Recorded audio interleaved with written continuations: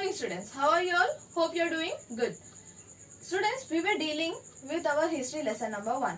That is what, where, how and when. So two important parts of our lesson that we have already dealt are what and where. So in what we have learnt about what can we know about the past. What are the things that we can learn from our past, and where.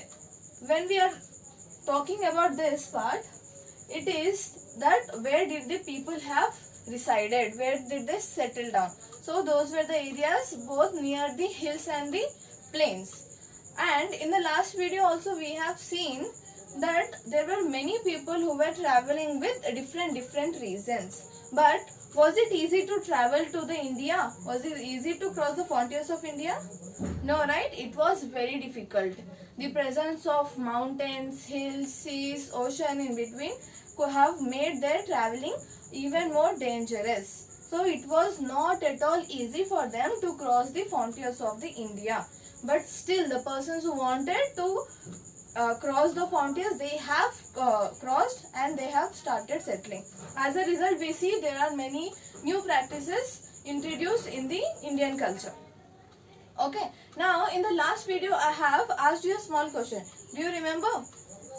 It was that the people who have arrived from the different places, what did they call this place as? Did they know that it is India as what we call our country today? Did they know?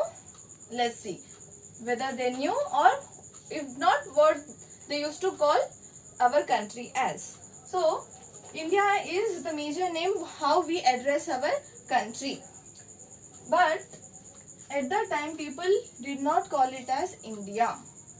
First we will see how did the word India have originated or derived from.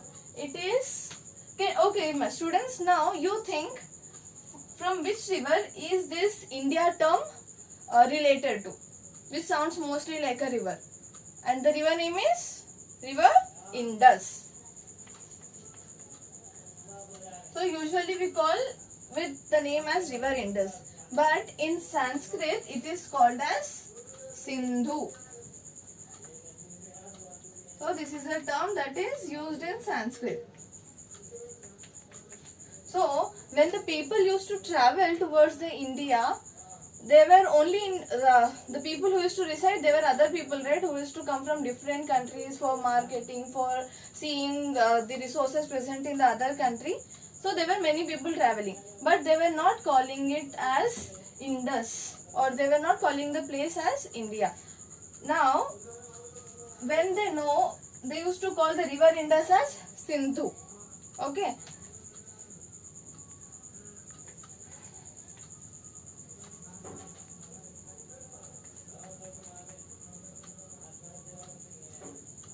So two main people who used to call Sindhu as Indus or Hindus.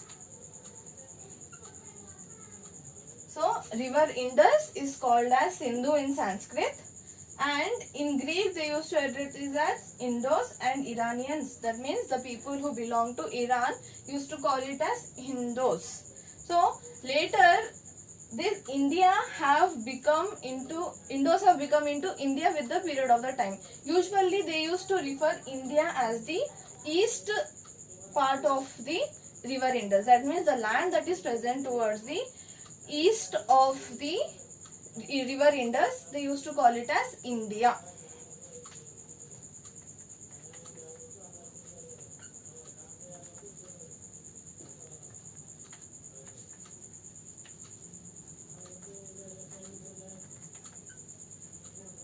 So we'll quickly sum up again. Indus is basically derived from the term Indus, which is one of the river.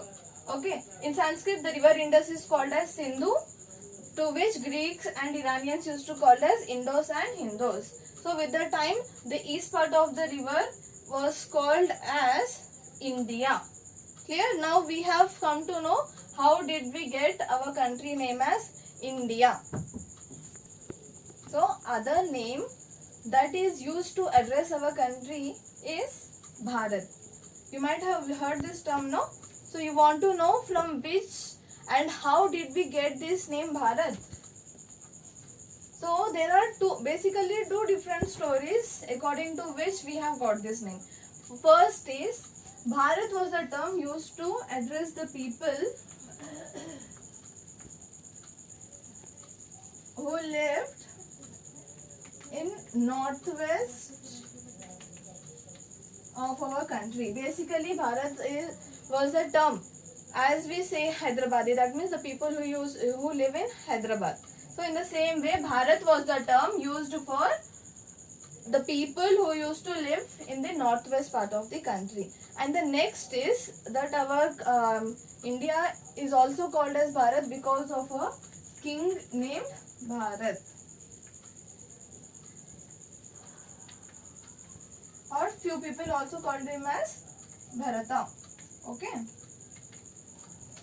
So we have come to know how did these two names are used for why are these two names used for our country. Now students, we still have one more name by which our country is addressed. Do you know what it is? Oh, I will tell you. It is Hindustan.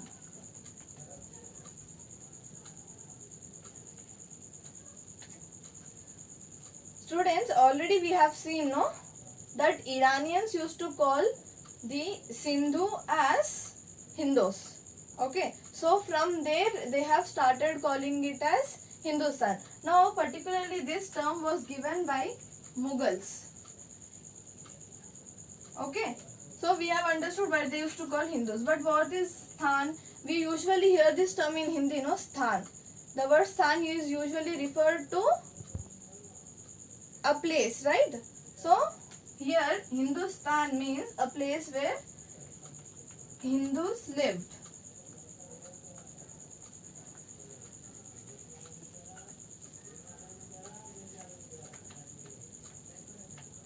So these are the three different names and how did they got those names. Okay, so I hope you all have understood this. Clear? Now we will go to our next topic. So now we are going to discuss about the other next element of our lesson, that is how. Now in this we are going to learn how did we find out about the past, or what are the sources through which we can find about the past. In the first video we have seen there are few sources through which we can come to know about the past. If it is recent past, we can come to know through newspapers, articles, radio or internet.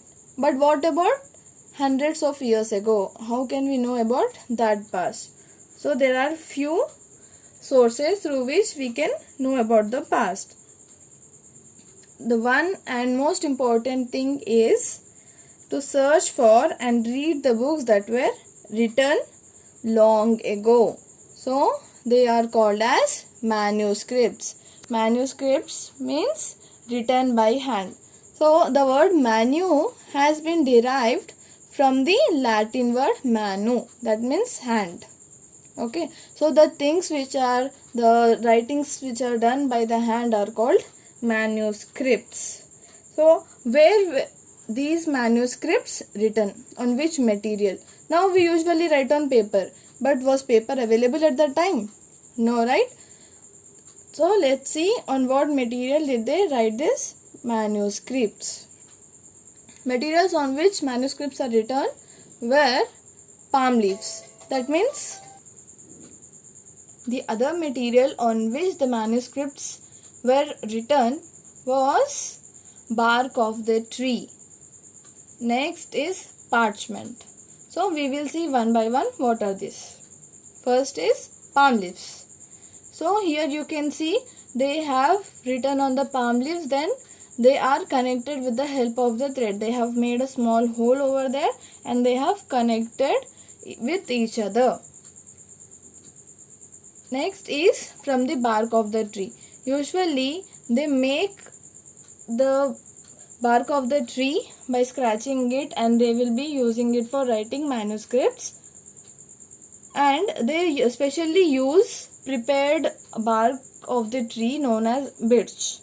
The tree usually grows in the regions of Himalaya. Understood, students? They used specially prepared bark of the tree known as birch that grows in Himalayas. Next is parchment. What is parchment? Want to know? We'll see. The dried skin of sheep and goat. So the people at the time, they used to use the skin of the sheep and goat. They used to dry it and they used to write on it. So this picture is an example how it would have been used in the past. So they are completely cleaned it. Now they are drying it and later it can be used for any writing material. So students, there is a task for you. Now you have to take dried leaves and you have to try to write something on it.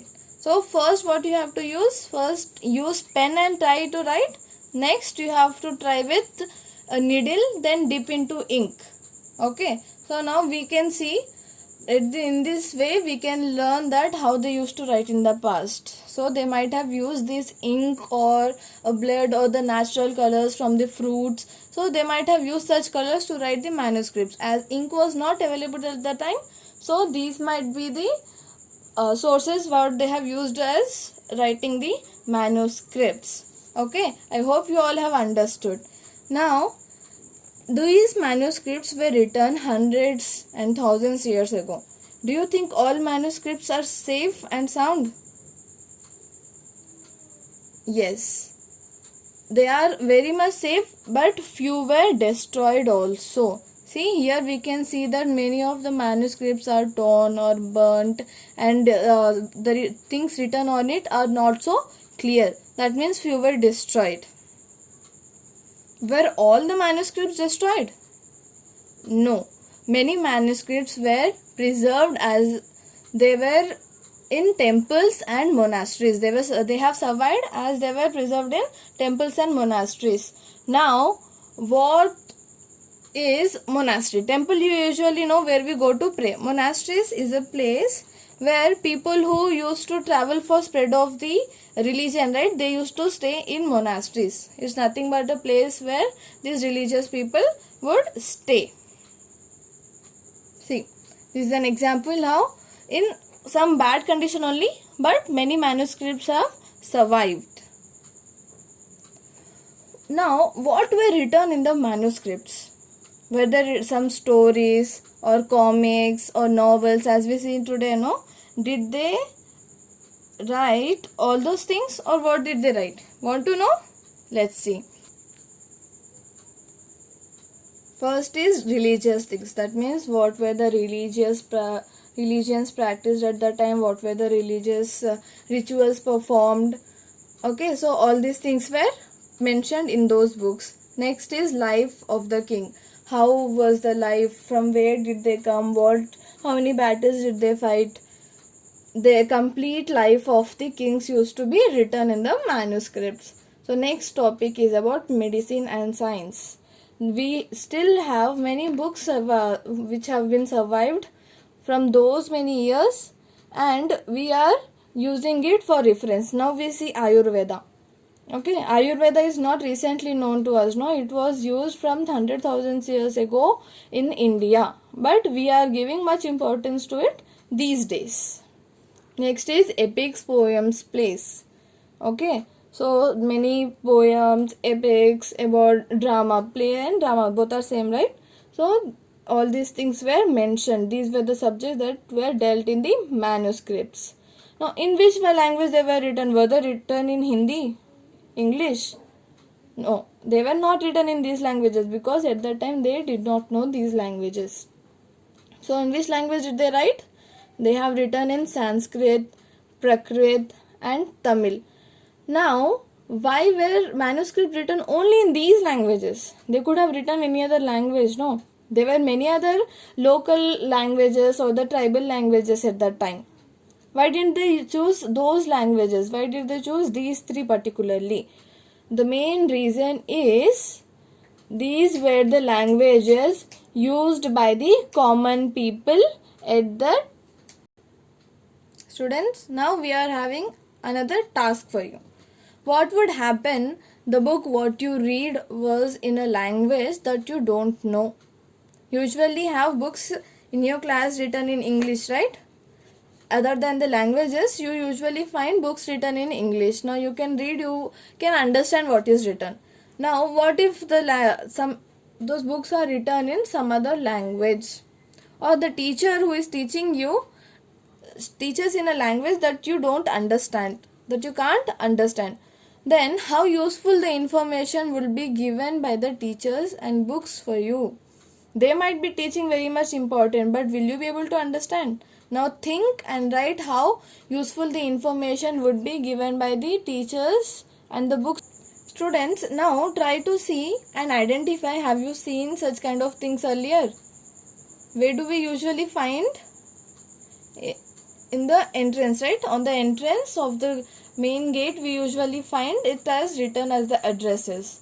Now how do you think that people might have engraved all those things on such hard surfaces?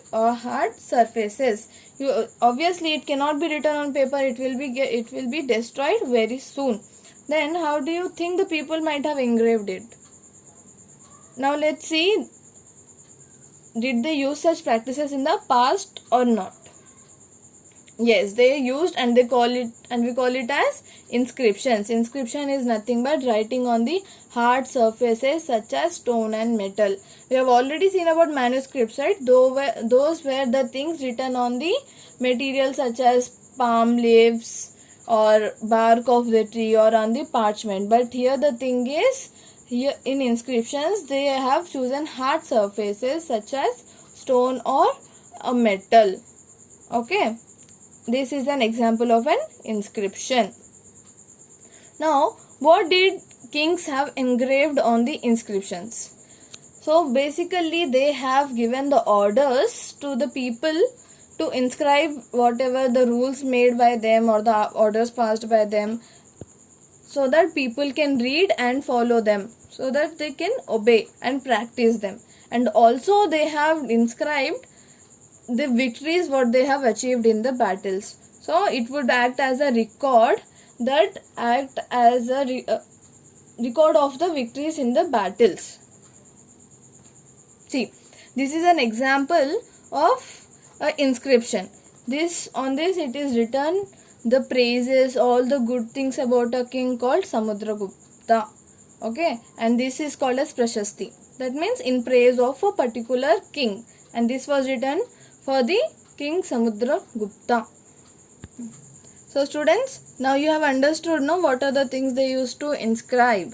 Now there is one more task waiting for you. We have already got 2 tasks, right? This is your task number 3. Now in this you have to try to engrave something on the stone you find around you. We don't have to get such huge things and then try. If you find the stone any size that you can write a small words on it. Okay.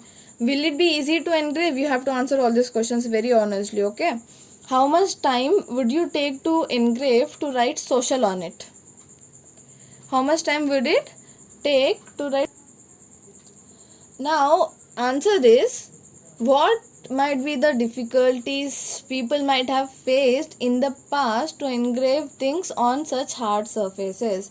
Today we are having many engraving tools so that we can engrave very easily. It can happen in fraction of minutes, or hardly it would take hours. But at that time, without any technology, without any tools, what might be the difficulties they have faced? First thing, it would be very hard. They have to continuously dig for a particular letter. So you have to think of such more difficulties what they might have faced in the.